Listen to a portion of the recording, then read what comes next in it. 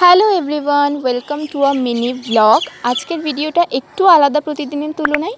বসে পড়েছি থালাবাটি গ্লাস নিয়ে পেন্টিং করতে। তোমরা কি বুঝতে পারছো এটা আমি কার জন্য করছি বা কেন করছি? দেখতে থাকো, আশা করছি বুঝে যাবে। তো যেহেতু আমাকে বলে দিয়েছিল পুরোটা রেড অ্যান্ড হোয়াইট প্রিফারেন্সে রাখতে, তো সেই মতো আমি রেখেছি। আর এই লেখাটা দেখে তো তোমরা বুঝেই গেছো, হ্যাঁ এটা আমার দিদির বেবি শাওয়ারের জন্য আমি বানাচ্ছি।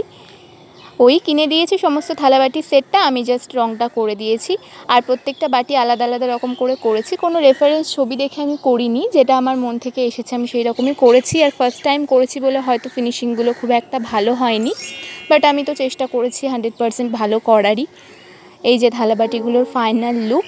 আর থালাটার মাঝখানটা একটু ফাঁকা ফাঁকা লাগছিল দেখতে বলে শেষ মুহূর্তে সেখানেও আমি একটুখানি ডিজাইন করে দিই, তাড়াহুড়োর মধ্যে মাথায় যেটা আসে সেই রকমই কিছু একটা করে দিই।